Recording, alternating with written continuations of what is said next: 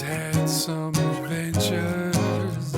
Everybody's had a few close calls. Everybody's got a story.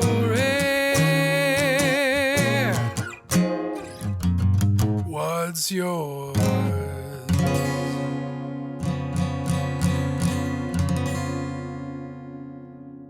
Hello, friends. Welcome to episode 9 of Cool Story with David J. MacNeil. Thank you so much for listening. I really appreciate your continued support.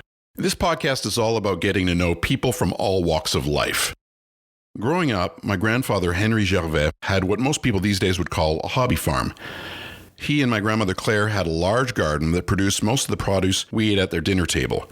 Carrots, beans, beets, peppers, tomatoes, and whatever else they decided to grow that season. My grandfather also raised chickens and rabbits for meat. So I always had an understanding of the hard work that went into farming, and more so, the sacrifice of the animals that provided the meat that was served at the dinner table.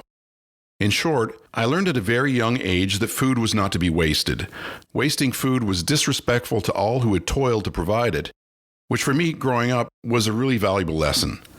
So when we moved to Place del Coco and met Tammy and Russ, a real working farm family, I knew we had to have a chat about what that life and industry entails. Not only did we talk about farm life, but we also chatted about their second life here in Costa Rica, where they have chosen to spend more and more of their winters.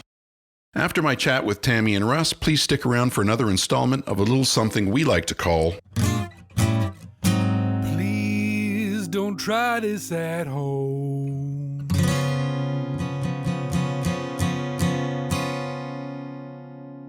This week's story is presented by my friend and neighbor, Tammy Lovell.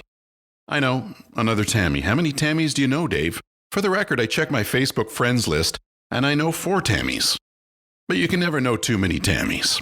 Anyhow, Tammy Lovell and her husband, Kevin, split their time between Dildo, Newfoundland, and Place del Coco, Costa Rica. Tammy's story involves a commuter flight she took back in Newfoundland that almost got her into some serious hot water. So, stick around for that. But now, it's time for my chat with Tammy and Russ Wandzura.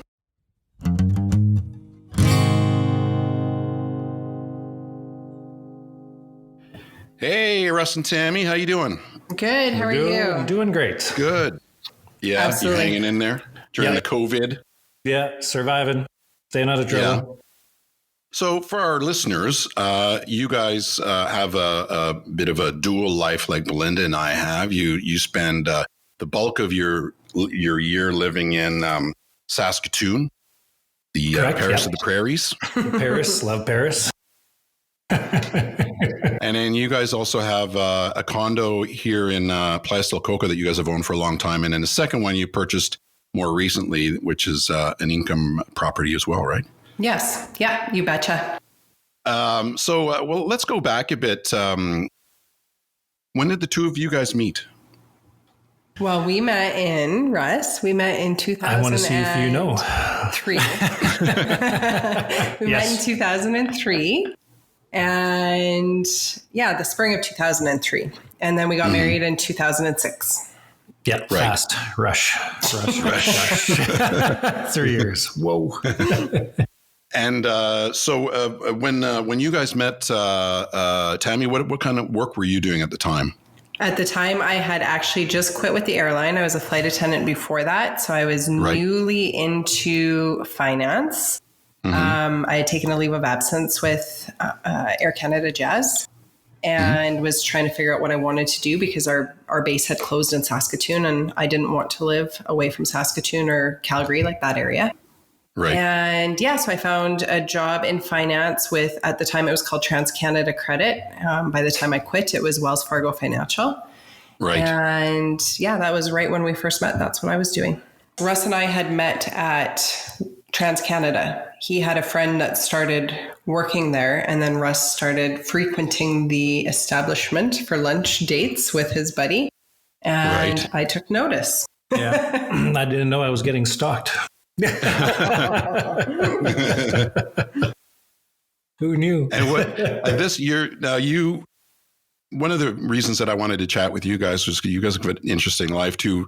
Russ, you were a farmer. You guys are a farm family, and I was saying, after living in Toronto for most of my life and in Ottawa before that, I don't know if I've ever had friends who were in the farming industry. So I thought it'd be really interesting to talk to you guys about that. And then, of course, your life here. You weren't yet working full-time in the farming industry at that point, right? You were still in sales? I was doing both. My dad was still running the farm. So I moved back to Saskatoon in 2002. Didn't know what to do with myself. And so 2001, sorry, I moved back. 2002 is when I started helping my dad out at the farm more and more. And then I had a job in the wintertime that I would go to, which was an electronics store called Visions Electronics. Mm-hmm. And so that's what I was doing for the summers. I would be at the farm. And then when the wintertime came and there was nothing to do at the farm, a friend of mine was the manager there. So he would just hire me on because him and I worked eons ago at Future Shop, which was another electronics store, like right out of high school. So that's how I met that gentleman. So yeah, when I moved back to Saskatoon, I was just looking for something to do, was helping my dad at the farm, and then found the job at Visions. And then that's where I met Tammy, because her company was the provider of financing for our company. So that's how our paths crossed. Right. And you're getting into farming. You mentioned before that when you were younger, your dad was running the farm and you ended up having to work kind of regularly on it, and that wasn't so much fun. No, it wasn't. No, we grew. I was born there. We grew up there. And in 1984, our parents moved me, myself, my sister, my brother to Saskatoon, and just for better education, better life, they thought. So then we started living in Saskatoon, but we would still, every summer, my sister, all three of us would go out to the farm every summer, as soon as school was done, June 24th or June 28th, whatever it was. And we were there until end of August. And so we didn't have a regular summer life, I guess, like other kids have, going to the lake or going wherever they might be. Our fun was picking rocks by hand in a field that Dad had broken because it used to be pasture. And it's funny, my sister and I were talking about it probably a month ago, the songs we had listened to on the radio, and we knew exactly what song it was and which field we were in at that time. Those things stick in your head. So Dad moved us to Saskatoon, and then my brother Mike, he went off to university and he became a doctor, so he just was unavailable to be at the farm anymore. Right. And then my sister moved away to British Columbia, and then by the time I was out of school, I wanted nothing to do with the farm because it drove me nuts to be out there. It's hard working with families, so I tried to do everything not to be there. And so that's when I found jobs in like Prince Albert, and then was there for a couple of years, and then went down to Swift Current for a couple of years. And just ironic that I ended up doing what I'm doing because I hated what I was doing. But now I totally enjoy it. I wouldn't want to do anything else. So you would try to run away with a circus, and pretty much. And I tried, and you got pulled back in. But now it's totally enjoyable. And so then when I got back into farming, or I guess I should say helping my dad, slowly gave the reins over a little bit. And then one year I just decided I had to do it. So I went out and bought older equipment for myself, and just Dad gave me more and more land to farm, and, crop share with him. So he gets some, I get some. And eventually turned into a situation where Dad's health was getting worse and worse. And then I just took over full time and just started doing everything. So now it's me and Tammy that do all the work around the farm when it comes to seeding and harvest, which is probably our busiest time of the year because it's so dependent on Mother Nature. Everything else can go smoothly. Harvest is hell if the weather doesn't cooperate. So. Harvest is chaos. Yeah. Harvest is nuts. Let's get back to that. So Tammy, you guys are a couple now. You're moving along with your career. At some point, you go out on your own and you become a mortgage specialist, and you're your own boss, right? Mm-hmm. Yeah. And then at the same time, you're now part of Russ's enterprise, and you'd never been a part of a farm family before. This was all new to you as well, right? All new, yeah. My grandparents farmed a little bit, but we were never involved, so we never saw it or understood it or absorbed it at all. So when I met Russ, I didn't have a clue. I had a pretty good idea of what seeding meant, but I didn't even know what the machines were, things have changed so much over the years, even since I've met Russ. But yeah, I can imagine. It was intense. And of course, I was trying to find my way, right? And help and figure out what my spot was, because his parents were still highly involved when we first started. Mm-hmm. And a lot of things were done really old school, and just mostly because, back then they didn't spend a lot of money on anything to upgrade anything. It didn't make sense to. If something was working, you didn't buy something new or better because it cost money. Where our mentality, and I think it takes a certain mentality to be a farmer or an entrepreneur in general, right? Like a little bit more of a risk taker, the whole you have to spend money to make money.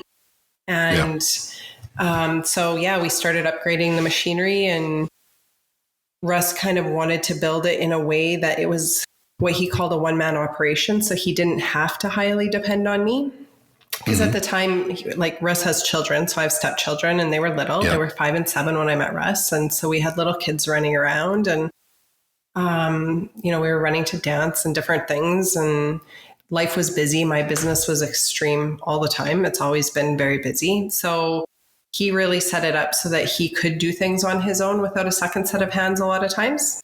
Yeah. And then, I was in the yard and helping when I first started, when I first started helping, it was mostly with the kids, the house, the yard, which is a huge job in itself. And then it kind of led into, he would bring semis to the yard and I would help unload those. So he'd stop the combine or stop the big machines in the field, run the semi home, get it started. I'd unload it. He'd get back out to the machine, but it would mean machines were sitting still for certain periods of time. And so it wasn't ideal. And so once the kids were older and it was just Russ and I, and my work now, I can work from anywhere. So I wasn't glued to the city. I didn't have to stay in the city. I can work from the farm now too. So he taught me how to combine, which has been fun. It's one of the easier jobs, although he always told me it was hard. It's extremely hard. It's not at all. It's a huge machine. It's a big computer game nowadays. So, well, what exactly? Maybe because most of our listeners aren't really going to understand the different sort of stages of. So you guys farm wheat uniquely, right? What do I farm? Actually, what I have is barley and canola. Barley and canola. Yeah, did do wheat. Barley and wheat are exactly the same crop. Wheat is just a little bit longer in the field, so it takes a little bit longer to get it off. Okay. So literally, when he says he grows barley, he's growing barley for beer. He's actually trying to get it to be. Yeah, my whole goal is to get malt barley, which pays a little bit more than feed barley, because feed barley just goes to your feedlots. Malt barley requires a little bit more attention. If it gets rained on, it's absolutely not destroyed. You just lose malt quality. As soon as barley gets rained on, it wants to grow again. And then it turns into feed. And so then you lose $1 a bushel, which could be a lot of dollars if you lose $1 a bushel times X amount of bushels, right? It can be a big number. Last year, just to throw it out there, I think last year, was 30,000 I lost to feed prices, because it got rained on. So it can add up pretty fast if Mother Nature gets a hold of you. Right. When it comes time to harvest, you got to be quick on the trigger. Pretty much. And that's everybody's downfall, I think, with farming. Is anybody, you go in and you seed the crop, you go in and spray the crop probably 4 or 5 times. Just different applications, different chemicals, different herbicides, different fungicides, fertilizer. Fungicides helps it grow. Then you sit and wait, which is where we are about right now. I have maybe a little bit more spraying to do in the next week. But after that, it's a sit and wait game until you can swath it. And swathing is when the crop is ripe, you knock it down into a row. So you cut it. So a machine goes in and cuts it. And so once it's in a row, then with barley, for instance, you probably wait 5 days to a week max. And then you go in with your combine, which harvests it. And it just separates all the straw from the barley seed and goes into the tank in your combine. Right. Yeah. So pretty specialized equipment. Very. Yeah. Its whole purpose in life is to work for 2 weeks out of the year. And it still gives you headaches for those 2 weeks. Right. For some guys, they have to use it for a month out of the year. But everything on the farm is big machinery that sits until you need it.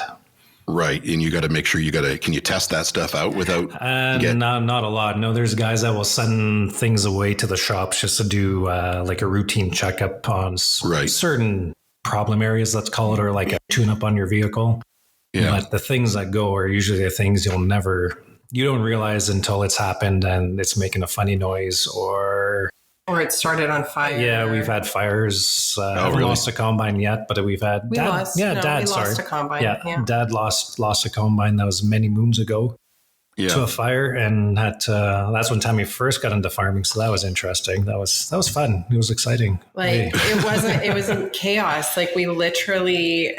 We had 2 combines running. So they ran old Russian combines back then. Now he runs Case, which is like a big brand name, but he ran old Russian combines and we were in the same field. And at that time I was just the girlfriend, right? So I hung out in the combine, sitting on a toolbox, hanging out with my boyfriend. Yeah. And I'd never driven a combine. It was pitch black outside. And we were at the end of a field and all of a sudden Russ grabbed his cell phone and he started yelling into his phone to his cousin, I've got fire, I need water. And as he's yelling that into his phone, he's driving the combine in a different direction and he's getting out of his seat while the combine's still moving. It's a huge, huge machine. And he's telling me to drive it away as he's going down the ladder while the combine's moving to run across the field because he's noticed that his dad's combine is on fire. And at the time, his dad was a little hard of smell and hearing and things like that. He was still working and we weren't sure if he saw the fire. So of course I'm driving the combine away. I've never driven one. I don't know how to stop it. It's hydrostatic, which means if you go a little forward, it goes forward. If you go a little back, it goes back. And if you sit in the middle, it stops sort of. And so I didn't know was I going to hit a slough? I didn't know what was going on. So I was trying to stop it and I was going back and forth, like back and forth, back and forth, back and forth. Cause I couldn't get it in the middle because I was so nervous. Yeah. And it ended up just being an absolute gong show. We had neighbors that showed up and helped us put it out. And his dad got out safely and it was all good, but it was a total loss. And the next day I was like the best fire extinguisher customer in the world because I went and rigged up every machine we had on the farm because we didn't have fire extinguishers on anything. Right. And you never think about those things because it's never happened, but... And I jumped in the grain truck. Like I yelled at my mother-in-law, what am I supposed to do? And she's like, I don't know. So I jumped into the grain truck thinking I'll drive across the field and I'll go get help. And I throw it into first because it's a standard and I go backwards because it's an old grain truck and it's dark. So I can't actually look at the knob to see like which way anyway. So every time I tried to go forward, I kept going into reverse and lost my flip-flops in the field because I was running around the field in flip-flops. And it was... Is that standard footwear for farming? Well, it's standard footwear for me. Tammy it is. I've only lost 4 pairs. They haven't popped up yet, which is ironic, but I'm just waiting for them to pop up because Tammy's, one time she was bringing right beside the house or right where the yard is. We were combining there and Tammy was bringing out lunches. And she didn't know the field, so she's not supposed to know where the wet spots are. And I didn't realize it was wet as it was, but she comes up with my dad's 2-wheel drive truck, will get stuck, and then she gets out, and then she steps into a big puddle of mud, essentially, and loses flip-flops, and then she can't drive home because the truck's stuck, home. So then she had to walk home. Barefoot in the stubble. Yeah. It's almost like uphill in the snow. So, yeah. It was a pretty good learning curve. Yeah. We'll call it that. There may have been tears. Yeah. And the barley, for the barley, do you know, is there a brewery that buys it or you just put it out there and whoever buys it, or do you make barley for a specific type of beer? Our stuff goes to a company called Prairie Malt, which will then turn around and make it into hops, essentially, I guess. And what they do is they add water to it. And then they make it germinate. Right. And then they'll dry it down again. And then once it's dried down, they have certain customers that buy certain types of barley. So they know who their customers are. They know what type of barley they're buying. And generally, we all grow something that they're buying is the way it goes. So it doesn't get sold to a specific brewery like Molson's or Coors or Labatt's, but could end up there. We just don't know. I know there's farmers that are down south, so southern Saskatchewan, and they grow only for bud. And it actually gets sent directly to them, which is rare. Usually you don't get to deal direct with the company. There always has to be a middleman or two to take the cut. So it's kind of the way it goes. And then the other crop, so you grow barley, and the other one was? Canola. Canola. So, and the canola I grow is, you've seen canola, Dave, or no? Any idea? Yeah. Do they farm canola? Do they farm canola in Ontario as well? Does that sound right? There's a good chance there will be, yeah. If you see a big yellow field, good chance that's canola. And it's just purely a little black seed. And the stuff that I grow is meant, it's higher oil content, canola. Right. So my stuff will goes to northern Saskatchewan. They process it, turn it into an oil. And then from there, it'll end up with like Burger King or Wendy's, or anybody with a deep fryer could be buying my oil.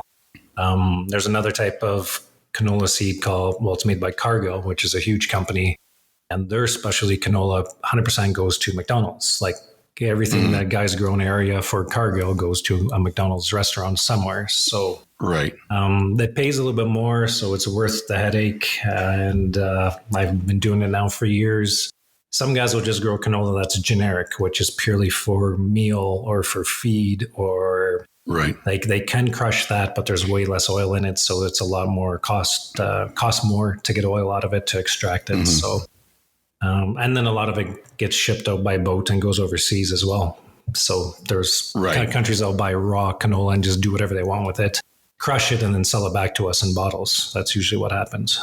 Okay. Yeah. I guess a lot of the big fast food chains, they always stick with the same canola producers because, they always want the fries to taste the same everywhere, and their burgers. So they'll have contracts with certain buyers, like McDonald's and Cargill are together, and then the company I grow for is called Nexera. So they'll sell to just about everybody else because Cargill sells a lot of seed. They produce a lot of canola, and McDonald's takes it all pretty much. So yeah, it's unreal how much. I learned something new now too, because I had no idea about any of that. Yeah. And then if you grow other crops, like I have grown wheat in the past, that I try and sell it direct to the flour mills so they can be turned into bread. And then I've done peas in the past until there was a few bad years, so I stopped doing them. And those actually there's a company in Saskatoon that makes it purely for bird food, and they sell it to England, of all the places. They make it, they process it, and they ship it off in these bags, and it's I guess the kind of bird food they want in England. That's what they told me. So, yeah, there's a market for everything, I guess. Yeah, I remember years ago having family come to visit, and they were from Holland, and something was brought up about eating corn or whatever, and they said, "Well, we don't even eat corn. That's just food, animal food." Yeah, exactly. North Americans were so used to eating corn, but a lot of the world just doesn't enjoy it. And you see, like our area, we're considered too cold. We're a short growing season, so corn is not an option for us. Whereas like southern Manitoba, southern Saskatchewan, a lot of the states, States is a huge producer of corn and a huge producer of soybeans. So they just flip back and forth. That's all they do. And they do some wheat in Kansas, but yeah, they use corn a lot for feed, a lot for pigs, a lot for cattle. Now there's ethanol that they can make out of corn, so like gas additive. So yeah. But in our area, corn, we're such a short season. Summer's over. It's July already. Summer's over. Well, we were literally talking about that before our call. Like, oh my goodness. So we've got, this week we're doing this, and then this weekend we're doing that, and then we're probably going to be swathing, and then harvest is probably going to start August 15th. And didn't we just start seeding? It feels like, for me anyway, it feels like chaos from April 15th to May 1st to when we get on the airplane to go to Costa Rica. Yeah. As soon as that's the whole plan is get on the plane so we're done, because last year was nuts. It was a bad season. We had no rain. Things were looking terrible. June, finally things came out of the ground and things were seeded a month before that. Usually it takes a week to come out of the ground. And it took a whole month just because we had no rain, bad weather. And actually, when we went down to Costa Rica in the middle of July, I'm like, we're probably coming back to no crop. There's nothing growing. It sure has to change. And then we came back and there's actually a crop and it was fairly good.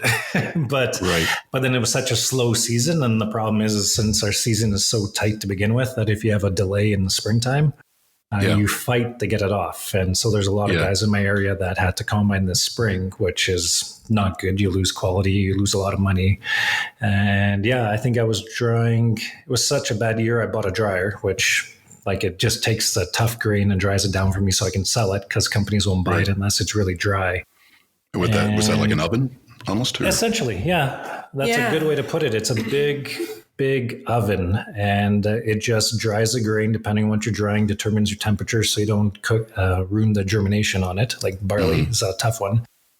And so I would just dry nonstop, and it came in so helpful. And then I had neighbors banging down the door. I had to turn business away. I'm like, I need to go on holidays. Oh, what people wanted you to dry theirs? Dry their grain. I dried a lot of grain for people. It was funny because he was hemming and hawing. Should I buy it? Shouldn't I? And it was like, there was only 1 or 2 left, available in Saskatchewan, Canada, Western Florida. You get that at the Canadian Tire?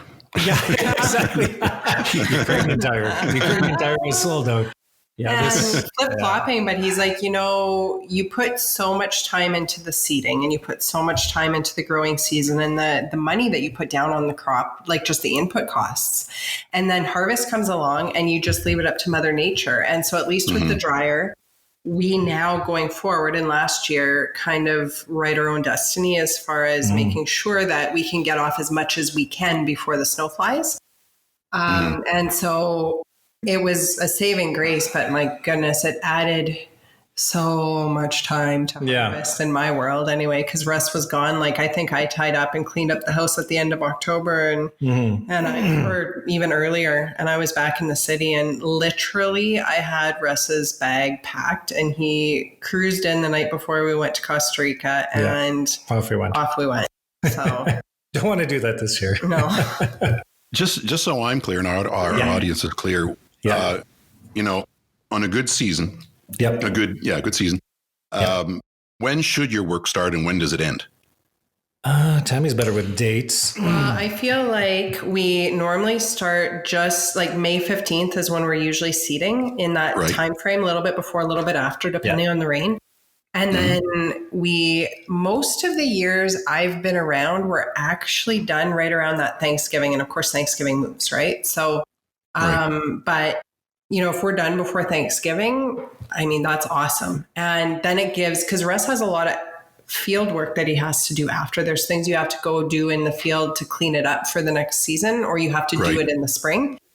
So it just kind of, the pressure's off. And we have had a lot of great harvests where we're just done. We're cleaned up, and we're literally sitting back in our city house going, I wonder if we can bump up our flights to leave a week early, right? Because we're done. We're good.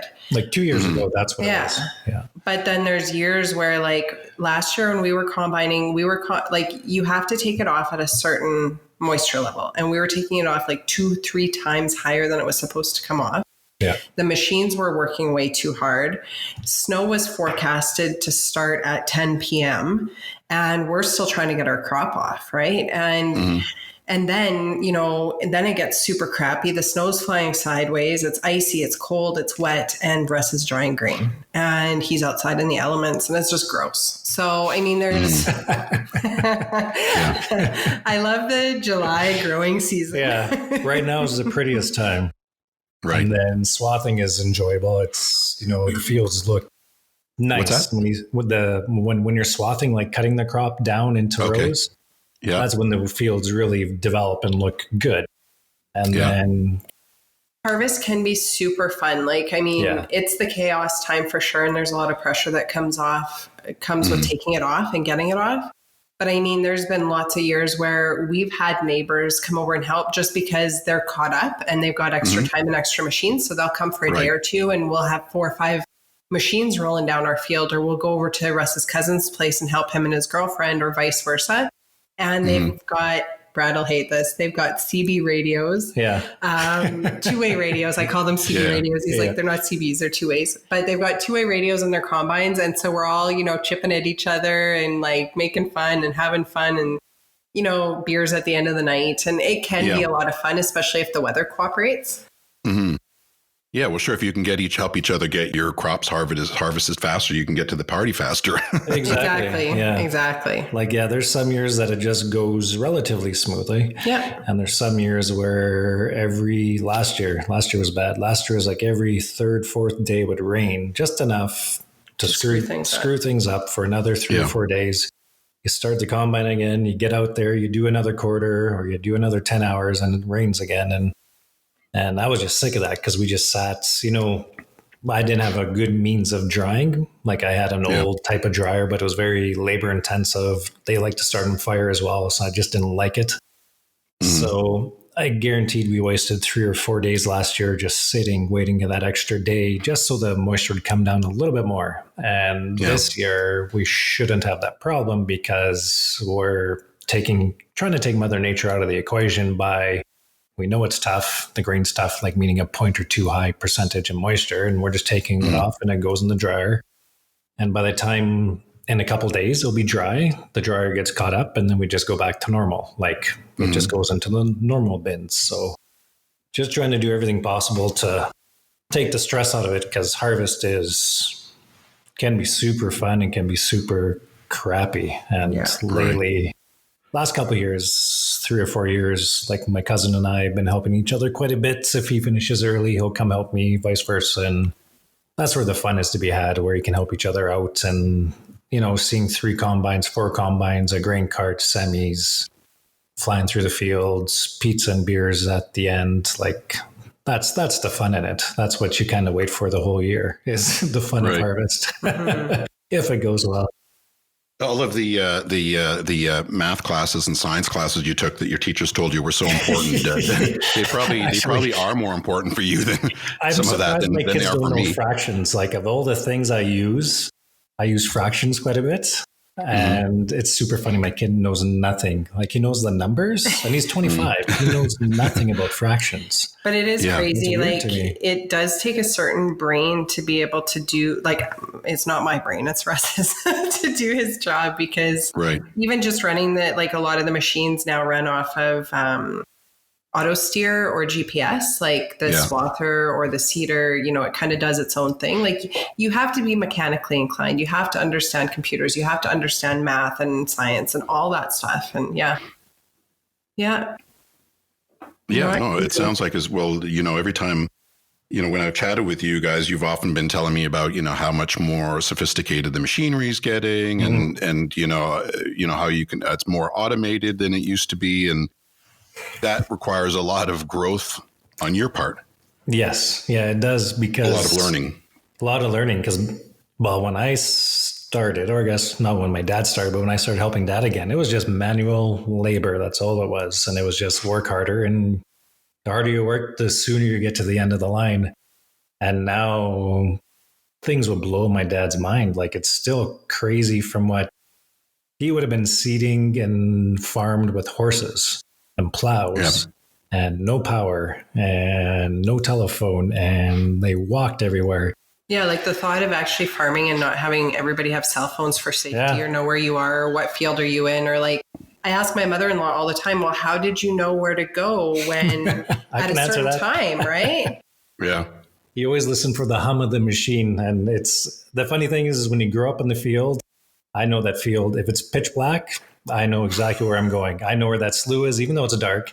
And it doesn't matter how many times. And Tammy's been in the field. She's been in it when the light is on.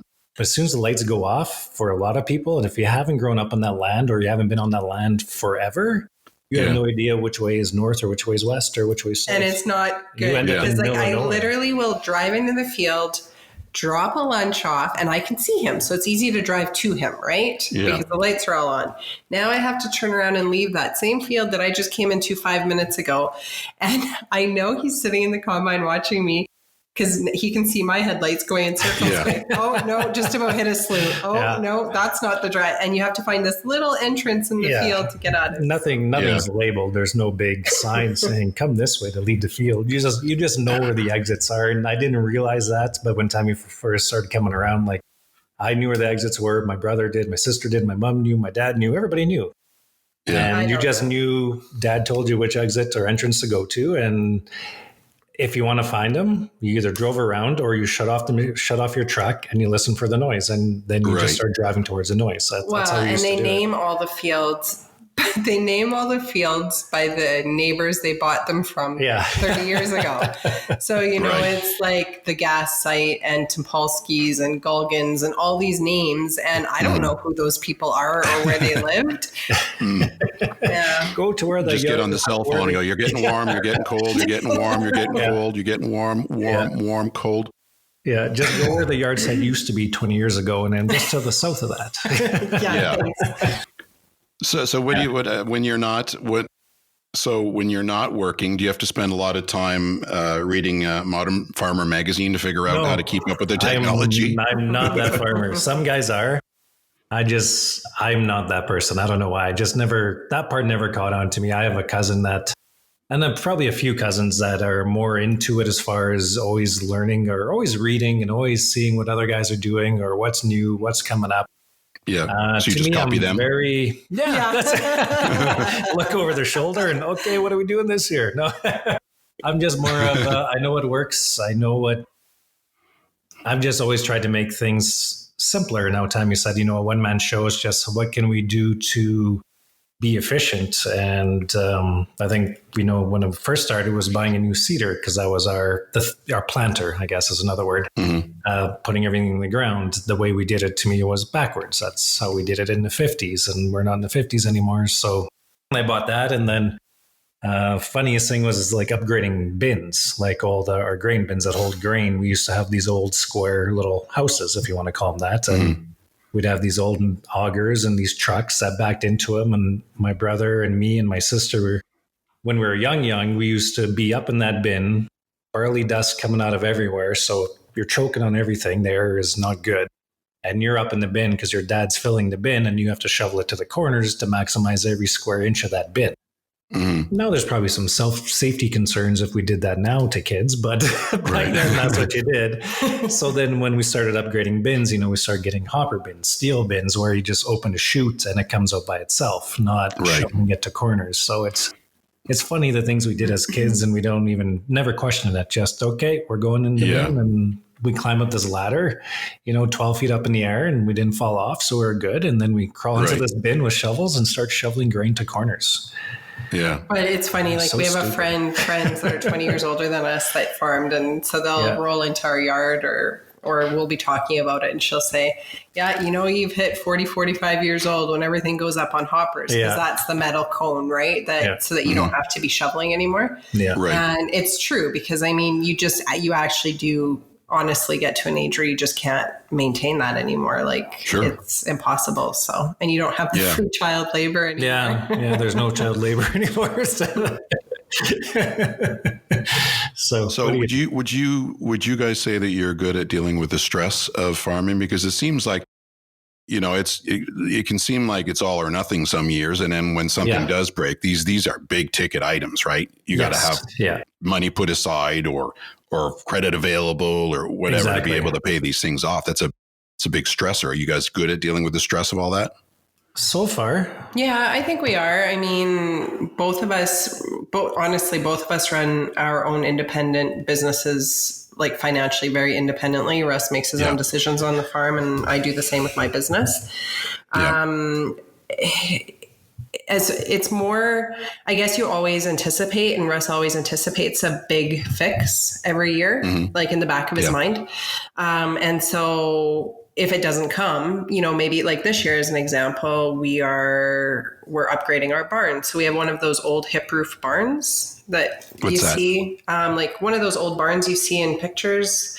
Yeah, just a wood barn. Just a wood, like the old barns they built back in the 40s and 50s. Yeah, red barn. If you think anyway, so I mean, it's in pretty good shape for its age. But so this year, there hasn't been any major crazy expenses. I mean, we haven't hit harvest yet, so he's retinning that whole thing, so it's going to look new and freshen that up, and it'll last another 100 years, right? Yeah. So if the money's not going into that, it's usually going into some kind of maintenance into the yard, upgrading power. We had to do a huge upgrade of power when he bought the dryer. Yeah, the dryer. I wasn't allowed to use the clothing dryer or the oven harvest, because if I used it, it would blow the breaker in the yard. Blow the breaker. So I got really good at making stovetop things and microwave things last harvest. Right. Yeah. I blew the breaker once in the yard because I had the dryer running, and then I turned on an aeration fan on one of the bins to cool it down. And of course, I was right at the peaked out. So when I turned it on, the whole yard went done. It was over. And so then I called SAS Power, and they're like, yeah, it must have just been an old breaker. I'm like, yeah, it probably was just an old breaker. Nothing to do with me running way too much power, but sure, we'll call it an old breaker. Right. Yeah. So, I mean, financially, the stress, I mean, I always say everybody hears we go to Costa Rica all the time, and we've got a couple condos down there, and perspective is everything, right? But we're not big spenders. Like, we don't spend a lot of money on clothes, and we don't spend a lot of money on things. And I guess in the back of our minds, we're always, especially with farming or being self-employed, it only takes one bad year for things to really change, right? So I think we're a little bit cautious in other areas of our life so that we can be prepared for that stuff, plus play hard because we work super hard when we're home. So Right. Just so I can get an idea of perspective, what does a good quality combine cost? Do you really want to know? Yeah, very curious. Like if you went and bought a brand new one? Yeah. Is that what you're asking? You're probably $500,000 to $700,000. Right. Now, perspective-wise, we did not spend that much because we buy everything used. Yeah, everything I have is older. Russ has done really awesome. So that's one really cool thing is, like, we've never run new machinery. He's always found really, really awesome deals, mostly in the States and mostly back when the dollar was closer to par or somewhere in there, where we would bring it back. And, if he was to sell it tomorrow, he would make money on it. And even some cases, he's run machinery for months or years and then was able to sell it for the same or close to the same as what he bought it for. So it really didn't cost us anything from a depreciation standpoint. So that's been really awesome because that's helped, like you don't, as a farmer, you don't have a pension and you don't have those things, but you're just building your net worth by, with your equipment and your land and stuff like that. Right. So, So guessing too, you also have to have a really good mechanic on your speed dial that you treat nicely so that they always come to see you first in emergencies. Yeah, there's always that person that you need a guy for everything, I guess. You need a person that's good at welding, which we have in our area. We do have a general mechanic gentleman that is really good with equipment. New stuff's a little bit harder because a lot of the new stuff is computer issues, whereas you need the dealer to come out. But just like cars, right? Yeah, exactly. And we have a couple good dealers in the area that if they can get out there, they will. They'll do everything possible. And when the busy season comes around, so once harvest starts, the dealers are open 24 hours a day, pretty much. They're open 6 days a week at the dealership, maybe 7. There's always a number if you need parts, emergency, that they'll send somebody to the shop, find it.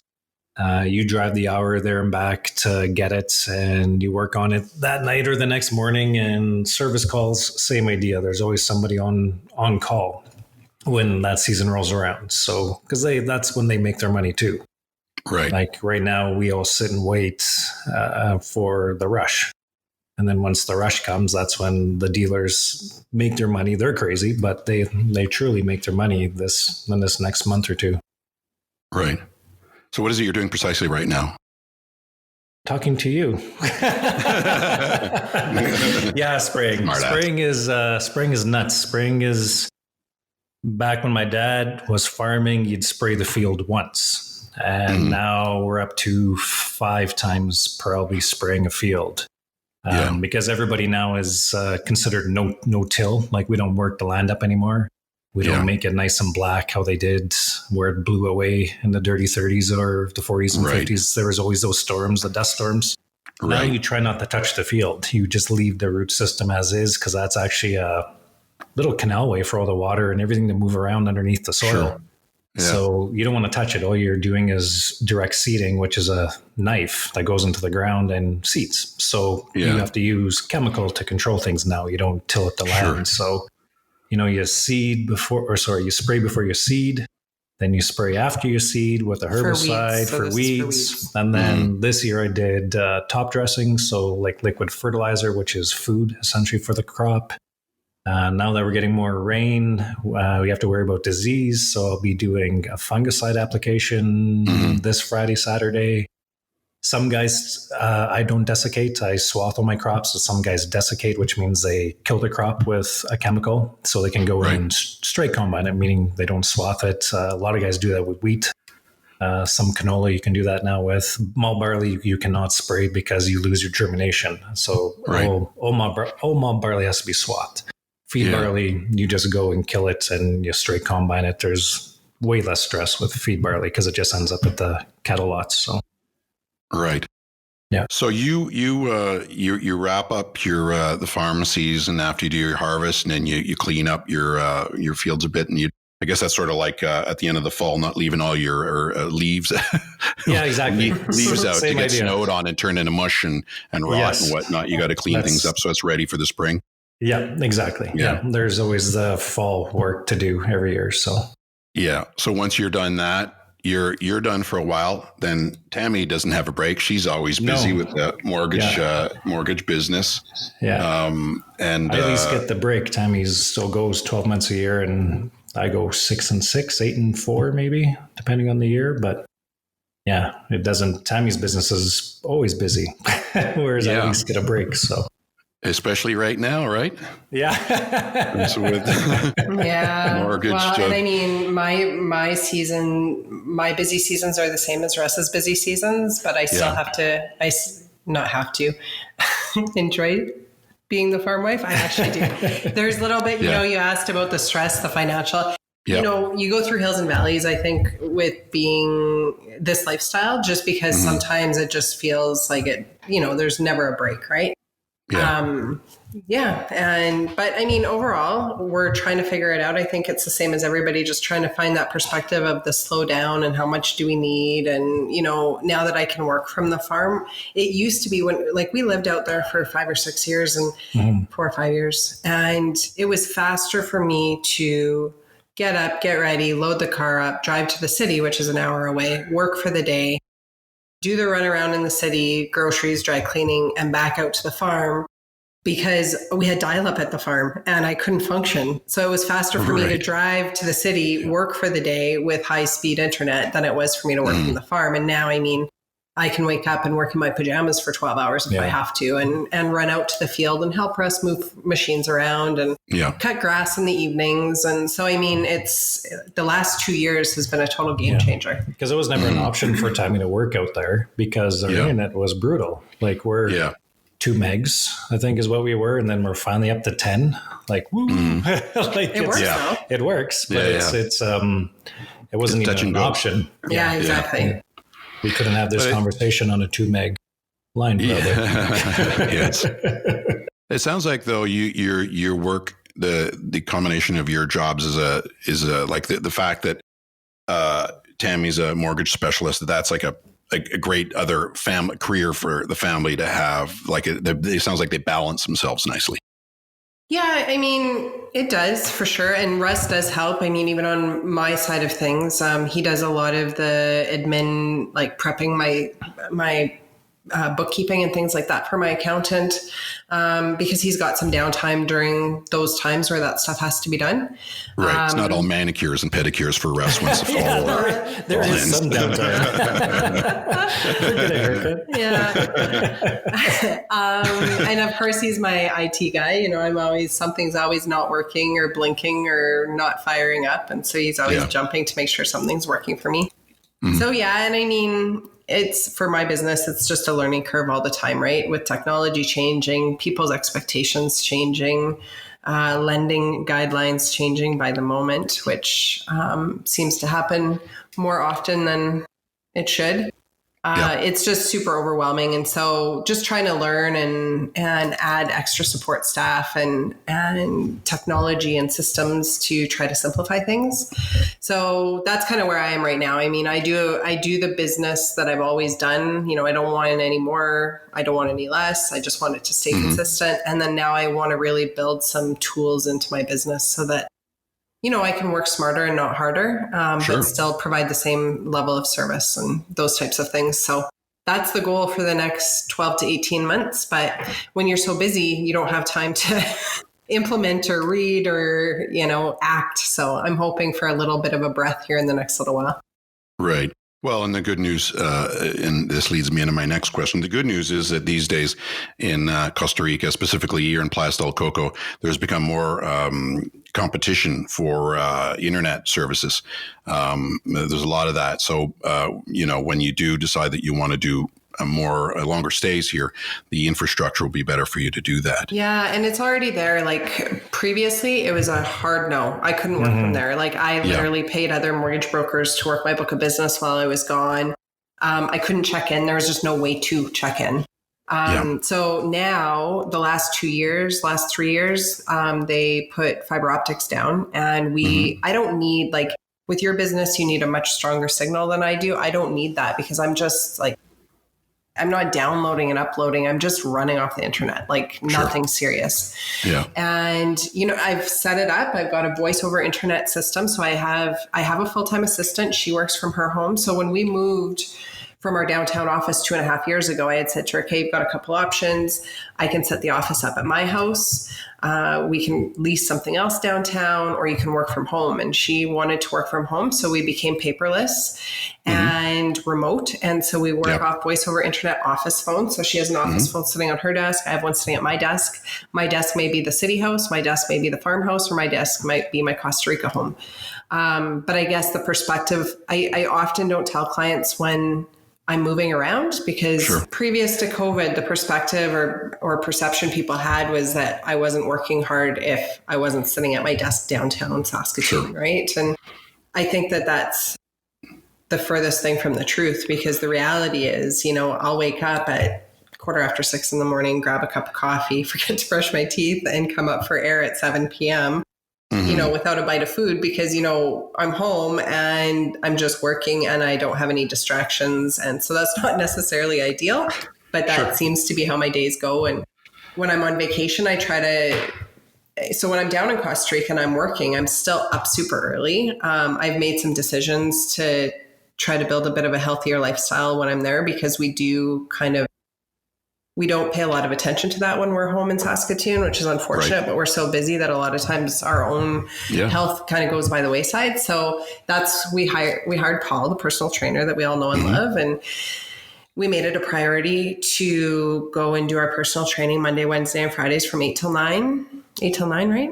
Sure. And back to the condo, quick shower, quick bite to eat. And then I worked, and, you just prioritize a little bit differently. And I make sure I have cell service down there. I get a Costa Rican cell number, so I have data, so my assistant can get a hold of me. I can keep an eye on my emails. I can run upstairs if I do take a little bit of time off and deal with pertinent information or stuff I have to deal with. So I definitely have to keep training myself almost how to do it. But from a client perspective, I didn't tell anybody I was gone this past year, and I did it purposely because I wanted to see if there was a blip.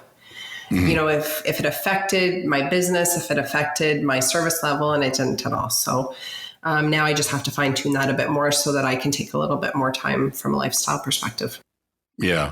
Going back to your early days in Costa Rica, now the average person, from my experience down here, is not you and Russ and Belinda and I. The average person buys a home down here at exactly the age of 65. Yeah, I know. Pretty much. Right? They retire and they completely switch over to either part of the year down here or their new life here. You guys did something very different. You guys bought a place down here when you guys were young. How old were you? Yeah. Shoot, where were we? I was 29, I think. I was 32. Yeah. We bought a piece of dirt. That was 2007. Yeah. Yeah. And then we bought off a plan from our little smiley Russian friend. And it was not planned at all. We were supposed to go to Thailand, and there was some political unrest in Thailand that wasn't going to allow us to travel everywhere we wanted. So we kind of looked at the map and hit Costa Rica. Hadn't done a ton of research on the area. Outside of booking a hotel. And why are you laughing? I'm just remembering why we went on holidays, because 2007, we had still been living at the farm. Mom and Dad would have still been heavily involved. So meaning Mom and Dad would have still been heavily involved, driving Tammy nuts. So I think that's why we booked holidays, was to get the hell out of Dodge. On a side note, I truly love my mother-in-law. Yes, we love you, Mother. Listening to but you drove us nuts. So what do you do? Yeah, well, for sure. I mean, any family business has got to be difficult to work with family. We were living on top of one another. Yeah. And then when it's the holidays come around, you're dealing with the people you do business with, and for sure that's got to be a tough thing. It's funny how that all worked. Maybe we would have never went, because if it was not moved to the farm, it wouldn't have brought us to this craziness to go on a holiday to Thailand, because I never traveled. Yeah. And we end up in Costa Rica just because it seemed like the place to go, or not even back then. No, it wasn't. Tammy picked it and off we went. Super random. And so I got as far as booking the hotel, which was actually in Tamarindo. So, like 40, 45 minutes away from Coco. Yeah. And we were a few days away from going, and somehow I caught wind that there was a major sewage crisis in Tamarindo and couldn't use the beach, yada, yada. So I got a hold of the Airbnb or whatever it was that I booked and asked if we could cancel. And they said, yeah. And we found a place in Ocotal, like just a couple minutes from Coco. And so that's kind of where our hubs was for, I don't know, probably 10 days. We were in Costa Rica for 17 days in total. And we got to know the area and fell in love. It was, it's as safe as being in Paris. Paris of the prairies. It's the Paris of Europe. The Paris of Europe. Yeah. It was, you feel very comfortable. There's certain areas you don't wander around in Saskatoon. There's certain areas you don't wander around in Coco. Anywhere. But very safe, like compared to other places that we've traveled.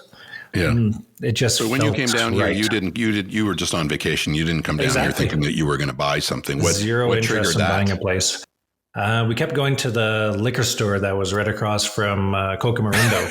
And a little Russian guy. So every day we'd stop, drive home, grab a 6-pack. They had a gorgeous pool there. So we'd go sit and relax. And the last day we were there, little Russian guy goes, "You want to see a place?" He was just hanging a sign, and it was a rendering of our condo, Agua de Lechuga. Yeah. So we're like, sure, what the heck? We didn't know it was dirt, actually. And then this other Russian gentleman shows up, Vladdy, smiling Canadian Russian guy, super nice guy. He takes us to a piece of dirt. We're like, okay. So in perspective, we didn't look at any other properties. Zero. We didn't hire a realtor to show us around the area. We did no research on the area or anything. And we were, so us being so young, there was also some severe, stupidity there too, because we've talked to lots of people that have put money down on big money, like 80, 90, 100 grand on properties in Costa Rica that never got built. Right. So anyway, we came home and we were all excited, and we could have afforded it on our own, but just it would have left us really tight, and that made us a bit nervous. So we talked to a handful of close family and friends that we felt comfortable buying with. And there was a couple that said, yeah, we'll buy with you. So we partnered up with them, and it took a couple years for the building to be built. And so then, we used it for a couple of years, flip-flopping with time with their family and our family. And then things just transpired where it was time for us to make a decision on who was going to buy each other out. Our families had grown. Our kids were getting older. They had more kids. Time was getting more limited. And so we ended up buying them out, and we've been going down. We've tried, when we first had it, we were trying to go down maybe November, December, a couple weeks then. And then we'd go again February, March. Yeah. And then we realized we'd be going to the same place all the time. So, we've been everywhere. We've been to China, we've been to Thailand, we've been everywhere.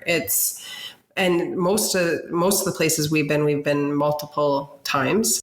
So we've tried to spread it out between Costa Rica and other places, but we're kind of now, and I still want to do a lot of traveling to other places, but we're kind of in a position now where with my work, it's just easy to go down there, right? I can work. I don't have to worry about anybody to take care of my business, and we can just live a different lifestyle down there. So we're going to try to start spending anywhere between 2 and 4 months a year down there.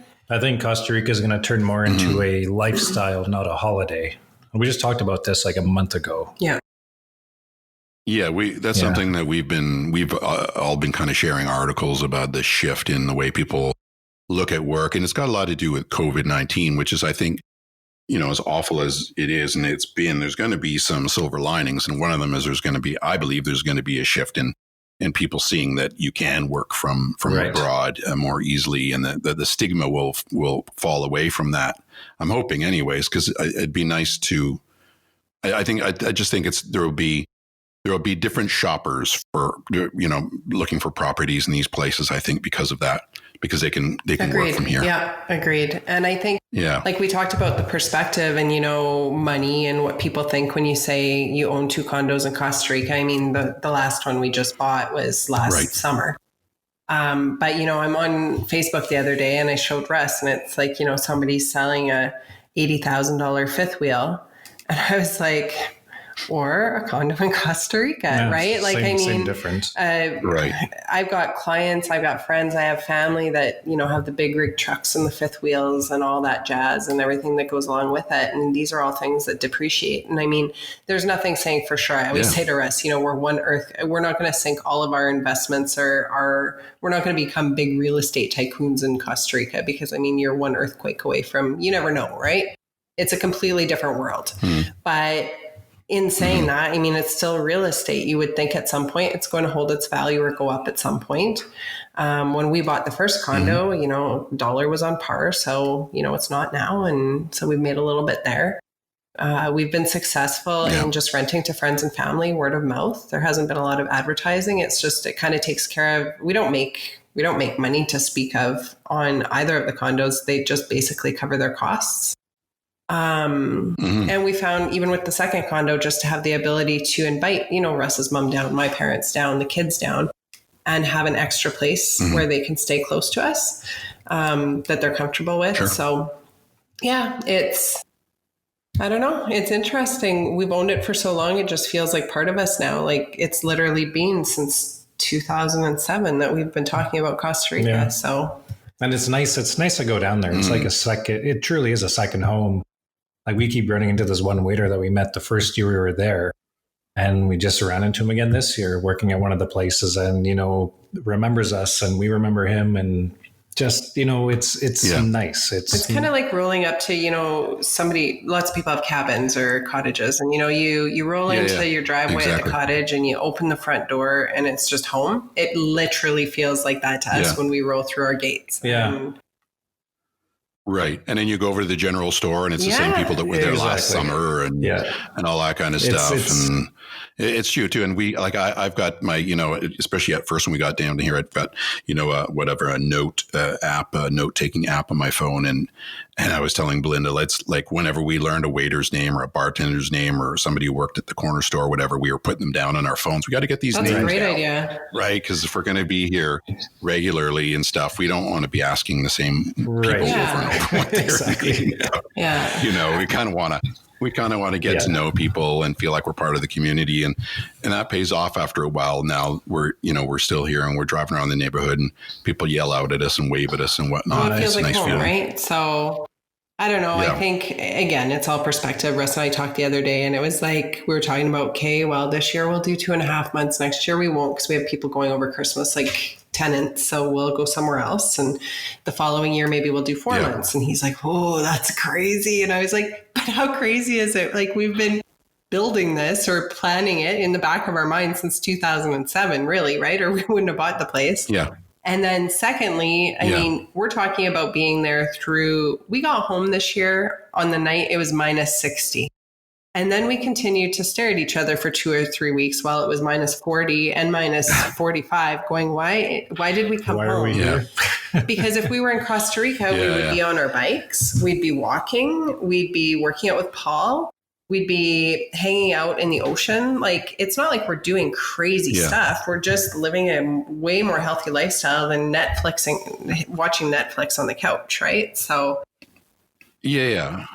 And you're going out and partying and having a good time from time to time. But then again, like, every day you're out, you're physically active, like you said. Yeah. You can counter what bit of extra going out for drinks and stuff with friends. Somewhat, we're still in bed at 10 o'clock at night. I would say 80% of the time in Costa Rica. You have big days. You have, you're in the sun, and we're still in bed early, and that and still, winding down, watching a little bit of TV, hanging out with friends, whatever it is. And then you have those wild and crazy nights, maybe 3-4 times in your 4-month holiday.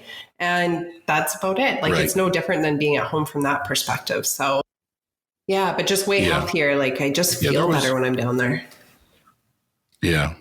Yeah. There was only one night this winter where Russ got the VIP table and we stayed at Z's until almost 1 a.m. We're rebels to the crazy 1 a.m. We didn't close the place, but we were there. Well past midnight. We put in a good shift, I guess. Exactly.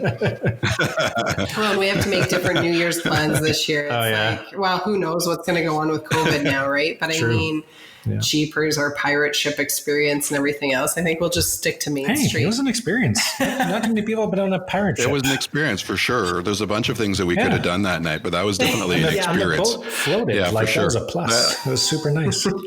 Yes. Yeah, no, it's surprising. Like in this town, this town is, from what I understand, it fluctuates between 4,000 and 5,000 people, depending on whether it's high season or whatnot.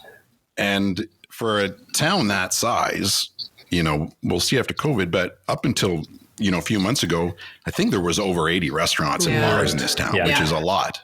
I mean, that's a lot of places you can go out to eat and go out to have a good time and whatnot. So for a small town in Costa Rica, there is a lot to offer. Yeah. Yes, it is. Which was really surprising to me once we got here, because we just haven't tried.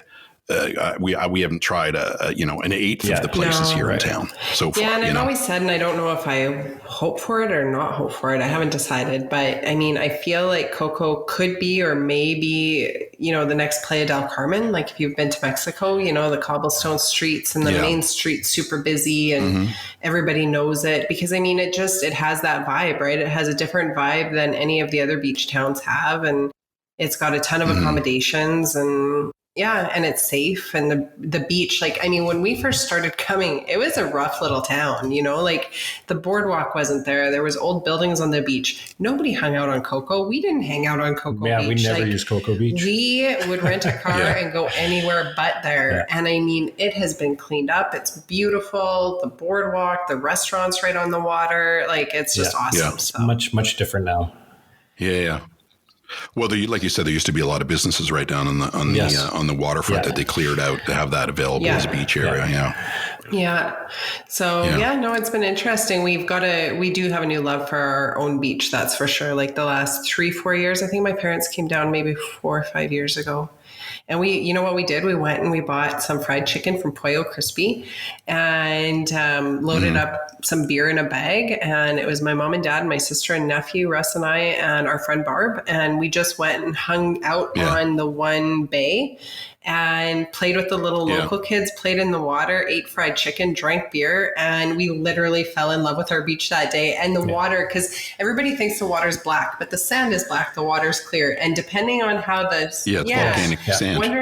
Depending on how the sun shines through, like, we're in the water and we're like, oh my God, it's completely clear. Like, we can see right to our toes. Like, it was an amazing day. And so we really enjoy our beach now. Yeah, well, that's the one thing I think that people really love about a place like Costa Rica, a place like Place del Coco, is compared to being back in Ontario or Saskatchewan, there aren't a lot of rules. Right. I mean, there are rules, but you can go to the beach with a big bag of beer and your food and stuff, and no one's going to come around and give you a hard time or give you a ticket for drinking alcohol in a public place. Or, I'm sure if you're going to be an idiot and hang out down there, someone might call the authorities and they'll come down and talk to you. But that's not really a thing that happens a lot. I think that's one of the things that people love to come down here, because there aren't 1,000 rules, like back home. So it is a bit more free to have a good time with your friends and entertain and all that kind of stuff. Yeah, for sure. Bumping heads with authorities. Yeah, absolutely. And then even with the beach, like, I was just thinking, even the pedal bikes, our bikes are game changers, like, we used to trudge and walk so far to get to the end of the beach. And now, you can bike halfway there and load your bike up with your beer bag. And it's so good. I can't wait to get back. Yeah. I'm very jealous. I was just thinking probably after all the chatter about how great cocoa is, you're just like, okay, I'm all right. But you know what's funny? And Russ and I have talked about this. My friend Mel and I, Mel has a place in Costa Rica, talk about this. Every time we go down, we talk about how we're going to do it so much better and different next time. Because you know what? We have such a short period. We feel like we have such a short period of time there. Like whether we're there for 2 weeks, whether we're there for a month, whether we're there for 2 months, it's never long enough. It goes way too fast. And all of a sudden it's gone. And you're like, I didn't ride my bike enough. And I didn't walk on the beach at sunset enough. And it's not, I didn't party enough. I didn't drink enough. It's literally, I didn't walk. I didn't bike. I didn't do so this trip, like our last trip was pretty intense because we helped a friend with a renovation. Yeah, it was a busy trip last trip. And it was just crazy. Yeah. But this trip, literally, the only things we have to do, Russ has to buy a new bike because his was stolen. I loaned mine to somebody. I don't know who he is, but I loaned it to him. Yeah. Hasn't come back yet. That's 3 days. That's maybe 3 days max, in Costa Rican time, getting the bike sorted. I need to source an air fryer, which I'm going to put you and our other friends Nadine in charge of, hopefully before we get there. And yes, well, they just sell those everywhere, so that's pretty easy too. And now there's the Price Smart, which is like gospel. So literally, those are our two to-dos for the 2.5 months we plan to be there. If we're so lucky as to get onto an airplane November 14th, and that's it. We are just going to literally wake up, and if we get there on a Saturday, Monday morning, we're seeing Paul, and we're getting to her, living life. I got to do more because, with Tammy. Since this is like a lifestyle change, let's put it that way, my lifestyle is the same in Costa Rica as it is here. I kind of hang out, do my own thing, watch a little bit of TV, don't do a heck of a lot. There's not much to do. And so in Costa Rica, I actually do a lot more. And playing tennis, I haven't done that in decades. We did that last year, 2 years ago, working out with Paul. I haven't been to a gym since 1993. So, things are looking up. Right. And I'm finally working out and we go for walks and then we go for bike rides. We don't do those things here. And we do there. And you feel good and the weather's nice. Well, and a lot of the people that you see, the people who are retired or have been retired for a while, a lot of them, the ones who don't sit at the bar all day long, a lot of the people who are down here, they look younger than they are because they get out, they get the sun, they're out, they're exercising, they go for walks on the beach, people, and they eat well, and there's no pollution here, really. You know what I mean? It's the air is so clean and everything. But you do see that people who live down here and have been here for a while, they look healthier than they were when they got here. At least. That makes sense. And I mean, we've talked about that. I think we were talking one day, and I said to us, you talk about it and it sounds like maybe old people stuff. We're going to go for walks and we're going to play tennis and we're going to ride bikes. No, it's healthy, normal people stuff. We're going to call it healthy things. It's not old people. Yeah. Well, it's not working all the time people stuff. Exactly. Yeah. Well, we've been, on social media and kind of people sharing photos and sharing our adventures and stuff. And we see that, we didn't mean it to be this way, but we see a lot of people back home that seem to be inspired and wanted it. We've already have one friend, our friend Joe, that bought in your complex, that bought down here. I've got another friend, he and his wife are talking about seeing if they can get their career online and getting down here and buying a place. And, we just have a lot of people that seem to be interested in making that move now that they see other people their age doing it. Well, so we always tell people when they come down, be careful, because you come down, you're going to end up buying something. Because same thing. Our friend Barb, right? We all know Barb. She came down, rented our place, and exactly. And rented our place, and then she ended up buying. And then Laura and Bill, just recently, they rented our place. They bought, and so it's just funny. It is addicting for sure. Costa Rica, or maybe our town just has there's something you get, and I don't know what it is, but you come there, you enjoy it, you totally enjoy it. You absorb it. There's something about the country, and maybe something about cocoa that just seems to draw people in a little bit. That they're doing things they normally don't do, like buying a property.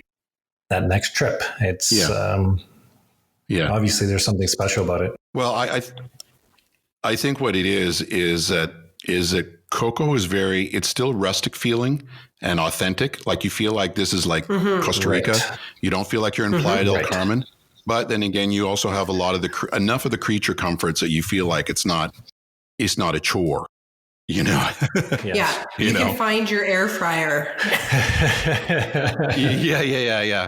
Like it's harder to find stuff or whatever, but you can find it or whatever. If you got family in town and it's somebody's wedding anniversary, there's a lot of nice places you could take them for dinner. Yes, yeah. That are fitting for that important of a get together or whatever. It's a bit of the you get the taste of both worlds in one little town, and that's how it is so far. So I hope it doesn't go too Playa del Carmen.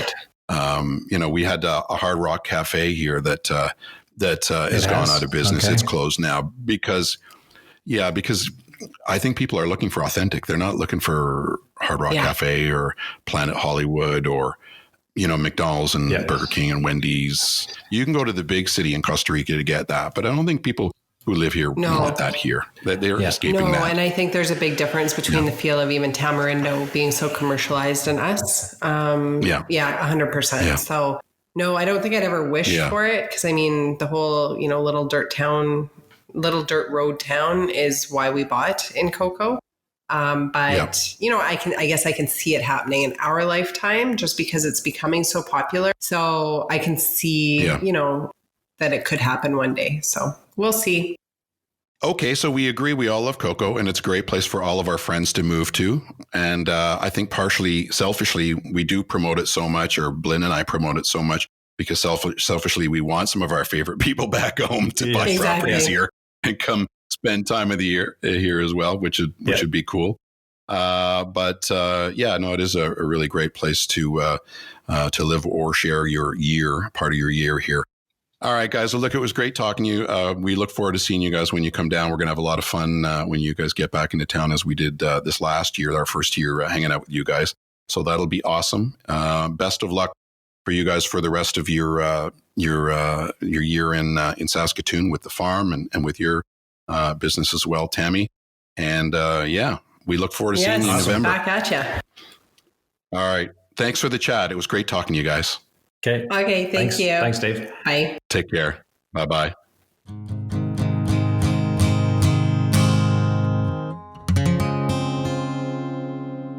Ladies and gentlemen, Tammy and Russ Wandzura. If you're listening from anywhere in Canada and have any mortgage questions relating to a purchase, renewal, or refinancing, give Tammy a call at 306-933-3386. Or simply apply online at elitemortgagechoice.com. Also, thinking of making Costa Rica or some other tropical paradise home? If you have equity in your home in Canada, Tammy can help align things so that you can make your dreams come true. A mortgage broker since 2005, she has refined and simplified the mortgage process for her clients from pre-approval to possession date. Now it's time for this week's installment of... Don't try this at home.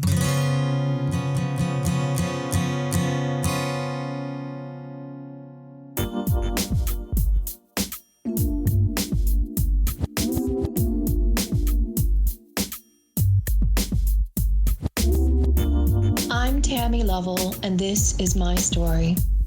About 10 years ago, I was flying from St. John's, Newfoundland to Deer Lake, Newfoundland on a business trip.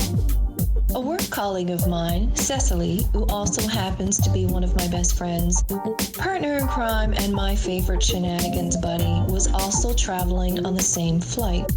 Normally, Cecily and I prefer to sit together when we travel, but given the fact that this particular aircraft was a tiny Beechcraft, it was not possible. A Beechcraft, of course, seats about 12 passengers in single-row seating, each side of the aisle. As the flight landed in Deer Lake and we gathered our onboard items, I waited patiently behind my friend Cecily to disembark the aircraft. It was an early morning flight and I was feeling a little mischievous, to say the least. Given this mood and my need for a laugh, I carefully reached forward and gave her a huge goose from behind, right between the legs. just for the fun of it. Cecily, in turn, jumped and gave a very piercing, unfamiliar scream and turned around with her hand in midair. No. To my complete surprise and horror, it was not Cecily. You're disgusting. The same blonde hair, yes. A light-colored coat, which I was sure Cecily was wearing. Or maybe now that I think about it, I'm not really so sure. I, in turn, gave a loud scream in response to my mishap, which then so sadly gave way to immediate, uncontrollable laughter. I mean, tears falling down my face, bent over belly pain laughter. Oh my gosh, this poor woman in front of me was truly mortified to the point where she became more angry, and of course, the more angry she became, the more intense my laughter increased. I was a complete and utter mess. At this point, of course, the other passengers, including the captain, were looking back to see what all the commotion was. And there, standing about 2-3 people ahead of me, was Cecily, shaking her head and laughing as if to say, Tammy, what have you done now? I'm Tammy Lovell, and that was my story.